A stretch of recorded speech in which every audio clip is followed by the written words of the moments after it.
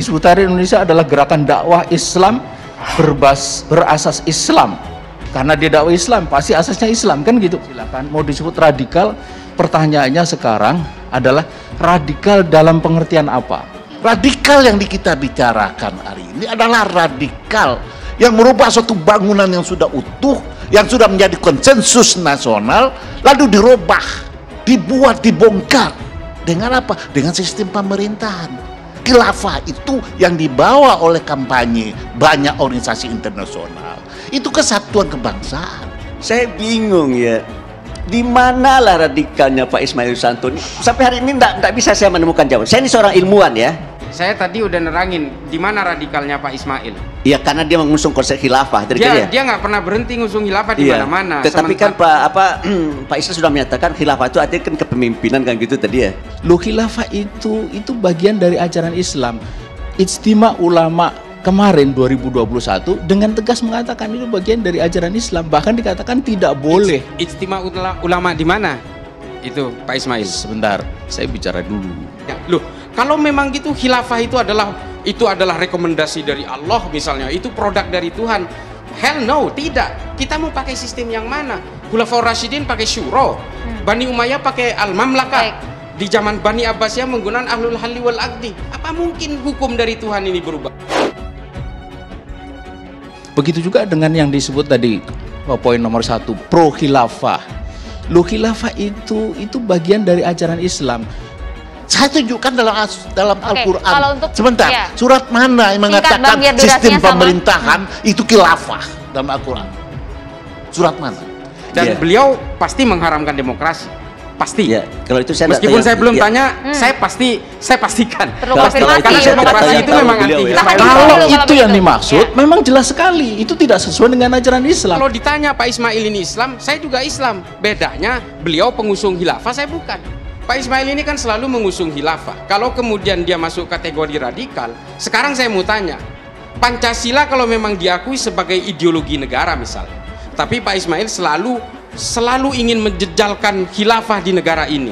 Ketika diimplementasikan adalah suka-suka itu orang yang kritis dengan pemerintah dianggap sama dengan anti pemerintah gitu. Termasuk Anda artinya maksudnya? Hah? Khawatirnya Anda juga termasuk? Orang-orang yang benci kepada pemerintah, koreksi itu tidak ada lagi, Bu ya. Yang ada caci maki. Coba tunjukkan saya ajaran Islam yang mengatakan mengoreksi pemerintah bisa di pinggir jalan, bisa seperti hari ini. Kenapa Pak Andra Bas kritik pemerintah? Saya sudah pernah membuat sebuah pernyataan ya.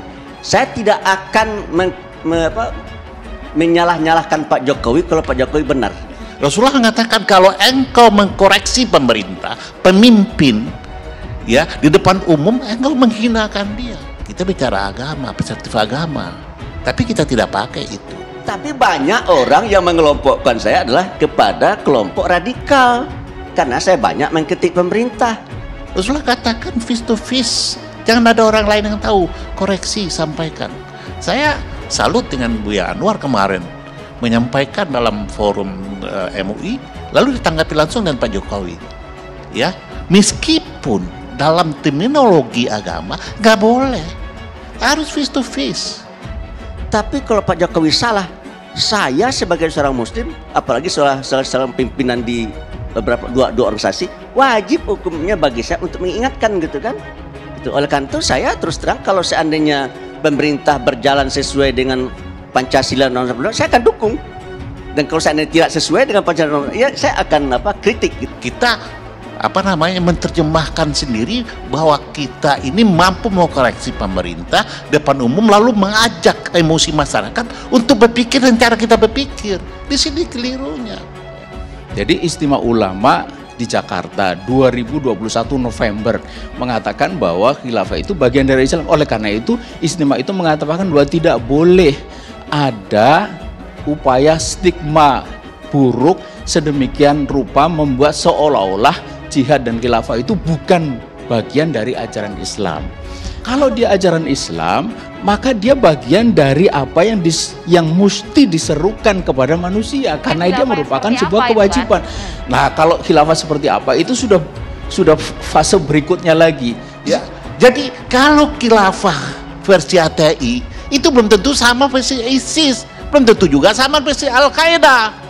Ini aja kalau dia komandir berbenturan semua.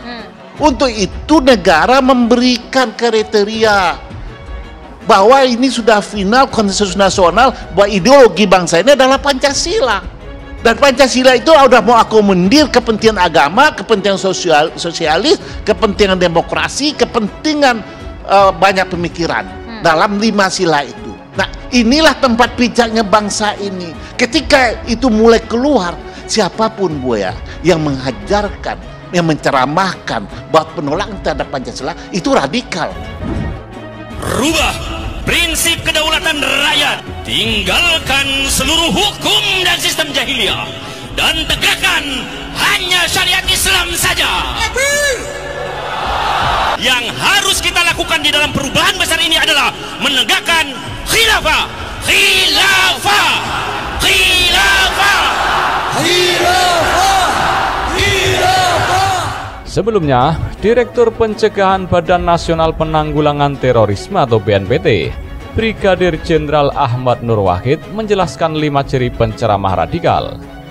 Hal ini disampaikan Ahmad Nur Wahid dalam siaran pers BNPT pada Sabtu 5 Maret 2022. Pertama, mengajarkan ajaran yang anti Pancasila dan pro ideologi khilafah transnasional. Kedua, mengajarkan paham takfiri yang mengkafirkan pihak lain yang berbeda paham maupun berbeda agama.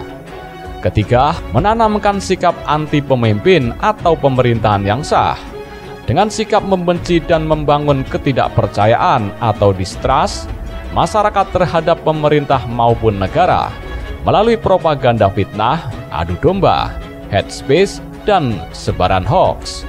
Keempat, memiliki sikap eksklusif terhadap lingkungan maupun perubahan, serta intoleransi terhadap perbedaan maupun keragaman atau pluralitas. Kelima, biasanya memiliki pandangan anti budaya ataupun anti kearifan lokal keagamaan. Sebelumnya, Presiden Jokowi mengingatkan keluarga anggota TNI Polri untuk disiplin dalam berperilaku, termasuk di media sosial. Jokowi lantas mencontohkan ibu-ibu yang berkumpul dan asal dalam mengundang penceramah. Tahu-tahu mengundang penceramah radikal. Nah, hati-hati. Hal-hal kecil harus mulai didisiplinkan, imbuhnya. Sementara itu, dalam diskusi forum Tasfirul Afkar yang bertajuk Islam Agama Kemanusiaan di PBNU, dosen senior Monash University Melbourne, Australia, Nadir Shah Hussein, menjelaskan 2 unsur yang mempengaruhi maraknya radikalisme di Indonesia. Ada unsur global dan lokal yang mempengaruhi menghangatnya Islam radikal. Berbeda dengan radikalisme global, radikalisme lokal relatif dapat lebih mudah ditangani.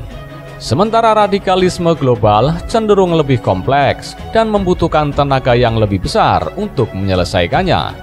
Sebab jenis radikalisme ini berhubungan dengan banyak hal. Ia mencontohkan bagaimana radikalisme global lahir ketimpangan dan ketidakadilan dalam skala global antara negara-negara berkembang dengan negara-negara maju. Dalam konteks negara-negara di Timur Tengah, ketidakadilan sosial semacam ini melahirkan narasi seperti Islam dulu jaya, sekarang berantakan. Narasi tersebut kemudian melahirkan gerakan dalam yang berskala global pula.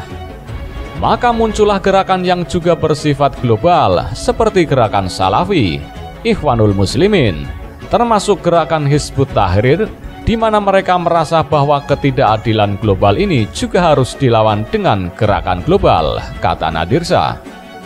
Semangat ini kemudian menjelma menjadi gerakan global yang juga mempengaruhi meningkatnya suhu radikalisme di Indonesia. Radikalisme jenis ini, lanjutnya, tidak dapat dihadapi sendirian tanpa kerjasama yang baik dalam level global. Masalah semacam ini mestinya diselesaikan dengan bekerja sama dengan kelompok dan negara-negara lain. Sebab radikalisme global ini seringkali kemudian di luar kapasitas kita sendiri, kata Nadir Shah Hussein.